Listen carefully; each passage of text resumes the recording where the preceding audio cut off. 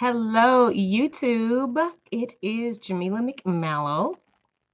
I am a mindset coach and relationship expert, and I'm going live today to talk about feminine energy and your relationships with men.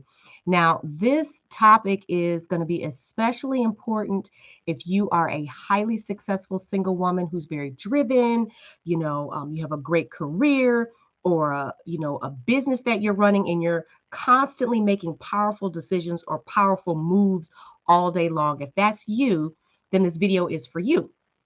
And I'm actually going to be telling you how you can step into your feminine energy a little bit later. But first, I want to talk about why it may be a challenge for you actually to tap into that. Now, I have some notes here because I don't want to get too far off on a tangent, which can sometimes happen. But first and foremost, and I kind of already touched on it, when you're used to being in a leadership role or have in a position that requires you to be more assertive, sometimes it can be a challenge when you're in a relationship with a man to kind of fall into that traditional feminine role where you just kind of lean back and allow him to take the lead in doing things. Also, if you are embracing your feminine energy, that means that you're going to have to allow yourself to be more vulnerable, more open and receptive, because feminine energy is all about receiving. And that can be a big challenge if you're used to relying on yourself, if you're used to being independent or strong. It can be very difficult to feel comfortable with allowing a man to do things for you. If you're on live and you can hear me, just let me know you can hear me so I can make sure my sound is good. Now, you also might worry that if you decide, okay, I'm going to lean into my feminine energy and I'm going to be more feminine, you might worry that it might come off as if you're somehow weak or dependent or needy, to a man. And so you might feel like, okay, this is now going to change up the dynamics in our relationship. Maybe he's going to feel like he's in control and, I'm subservient to him in some way. All right. And the other part of this equation that may be causing it to be more challenging for you to tap into your feminine energy is you actually may have a very demanding career or a very demanding business, which doesn't allow you a whole lot of free time to really nurture a relationship. Okay. But let me explain to you why this is so critically important. Because one of the things that I have come to learn, having coached in this space since 2018 and really coaching and mentoring for over 20 years in a variety of settings, is that for women, the women that I work with, the women that are drawn to me in my, messaging and content and all those things, desire to be with a masculine man. So, what do I mean by that? I mean a man that they can respect, a man that's going to lovingly lead the family, a man that's going to be a good provider and a protector. And when I say provider, I don't mean that he has to make more money than she does, but he needs to be working as hard as she is and making a contribution and feeling an obligation to contribute to the family in that way and being that pillar and support for the family that she can lean into and lean on. Okay. So that's one thing. There's this big misconception that just because a woman is very driven, maybe even ambitious, assertive, that somehow that means she wants to be that way or is that way in her relationships with men. Sometimes it's just she doesn't know any other way to be. I did a video where I talked about how, as women, most of us have been conditioned to work a job, not necessarily how to navigate relationships or any of these other things. We've been basically conditioned to become achievers, to check boxes, to be very driven, to go, go, go, do, do, do. That's a very masculine way of being. But you can be powerful and feminine at the same time. You don't have to lose touch with your femininity while you're being driven and assertive and all these things. And that's the part that many women are not catching on to or haven't been taught or haven't been conditioned to really lean into and step into. But once you do, it is so much easier to navigate everything that you are doing because your natural dominant nature is just to be feminine. But it comes down to a you don't maybe don't feel safe doing it. Like I talked about, it comes with a sense of vulnerability or perhaps feeling like it's going to be a weakness. And so you just don't allow yourself to go there because maybe it was a model for you. Maybe your mother wasn't really that feminine. Maybe you were discouraged from showing your emotions, told that crying was bad when you were a little girl, made to feel like, if you weren't tough and doing all the things and going and doing and being and constantly working and being productive, that somehow you didn't have any value. So all of that conditioning has a lot of us thinking that if we allow ourselves to lean back and receive or to be feminine, that is a weakness or a betrayal of sorts. Okay, that we're somehow saying we need a man or we're dependent. It's not about that. It's not about that. Listen, opposites attract. Okay, like I described earlier, your desire is for a masculine man who's going to lovingly lead, protect, and provide. So if he's masculine, opposites attract. Think about two magnets. What happens when two magnets are the opposite? They come together like that. So you got the masculine, you got the feminine. Whoop, they come together. It creates a very strong bond. Now, have you ever had two magnets that were the same? It was like this. It was like it felt like there was this invisible thing between it that wouldn't let them come together. And it just like they keep repelling each other. So that's what happens when you cannot make the disconnection from operating in your masculine energy all day in your career or business and then now being in a relationship with a masculine man. Your Everybody, men and women, both have masculine and feminine energy, so we go in and out of it all the time, but the key is learning how to navigate it. And what's exhausting as a woman is when you are dominantly operating in your masculine.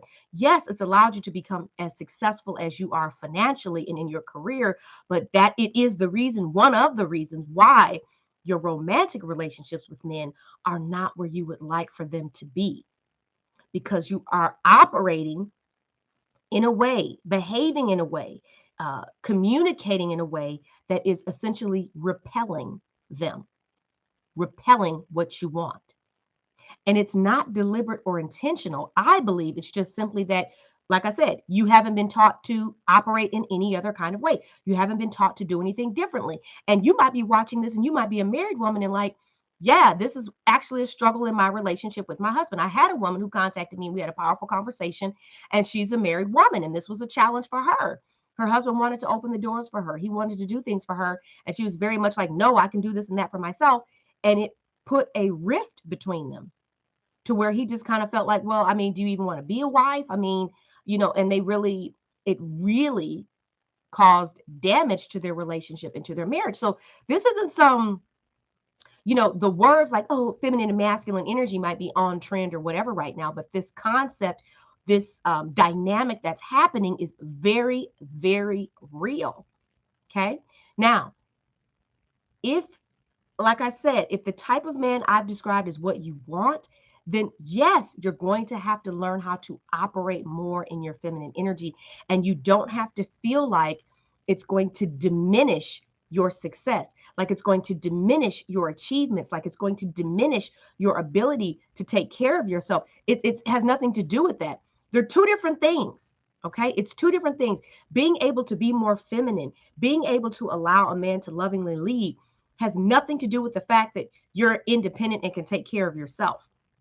Okay. So see, this is where there's that line of demarcation between leaning into your feminine energy and giving that loud shout of, I don't need no man. I'm a strong, independent woman. See, I personally believe that shout of, I don't need no man, I'm a strong, independent woman is an anthem of hurt.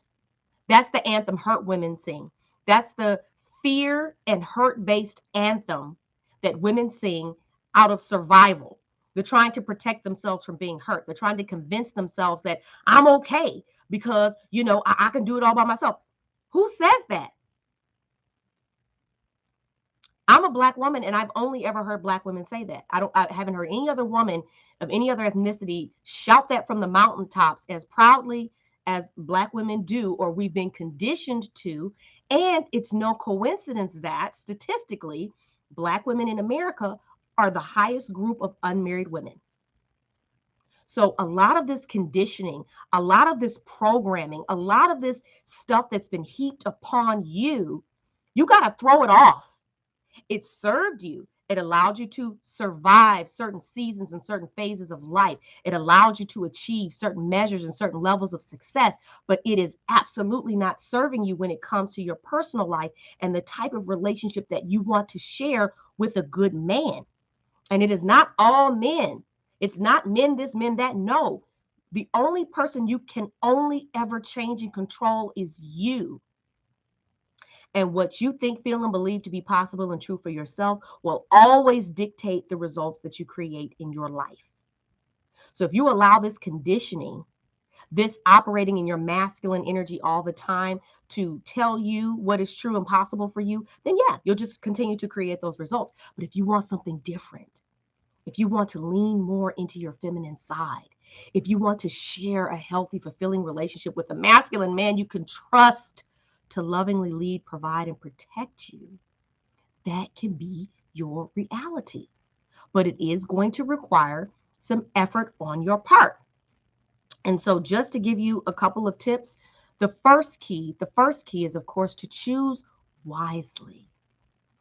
It's going to be very difficult for you to lean into your feminine energy, to be vulnerable with a man who's not really a good choice, who's not a good pick, who is absolutely going to hurt you, who's going to lead you down the path of toxicity. So, step number one is learning how to choose wisely, understanding how to become the type of woman that only attracts men who are XYZ, the type of woman who understands how to only choose men who are XYZ. But that first step is what's critical because they won't even show up. You won't even be able to see them if you don't understand what's going on in here, because this is what's actually dictating who you're attracted to and who is attracted to you. Okay. So that's number one. You have to make sure you choose a man wisely. But now, what can you do on your own? Well, you have to intentionally allow yourself to start connecting with your emotions. I have had probably, oh my goodness, into the hundreds of conversations with women. And one of the biggest barriers that so many of them have is being disconnected from themselves emotionally. This is like the absolute key to connecting to your femininity because actually as women, our emotions are our superpower. We've been taught that emotions make us weak and we don't want to show them, and we don't want to feel, we want to be logical and all these things, but we have an intuition. Women's intuition, we are able to feel things and read the room and pick up on subtle cues. That's a gift. That's our superpower. And when we can learn to operate in that beautiful, womanly, feminine energy from an empowered place, like I said, powerful and feminine, we're going to accomplish more, not only in our relationships with men, but even in our business, even in our career, even in our finances. It changes how we show up and it makes things easier. Okay.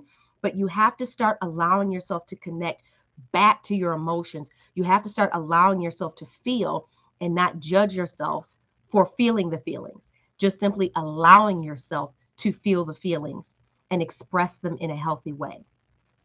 Okay. So I didn't want to stay on here for too long, but I hope this was helpful to you. Please go ahead and click subscribe. Click that gray bell so you can get notified whenever I'm going live or dropping a new video. And I would love to hear your thoughts in the comments. Have struggled with leaning into your feminine energy? Would you like to be able to do that in a way that allows you to enjoy a healthy, happy relationship with a good man, but also at the same time doesn't leave you feeling like you're being vulnerable, weak, or all the things? I'd love to know about it in the comments. And if you're like, this is right up my alley, this is what I've been looking for, Jamila, if you're telling me you can help me, how do I get in touch with you? The link to book a call with me is in the description for this video. And I would love to have a conversation with you one-on-one about your unique experience and challenges that you're experiencing in this regard. So thank you so much for being here with me live. I love you guys, and I will see you next time.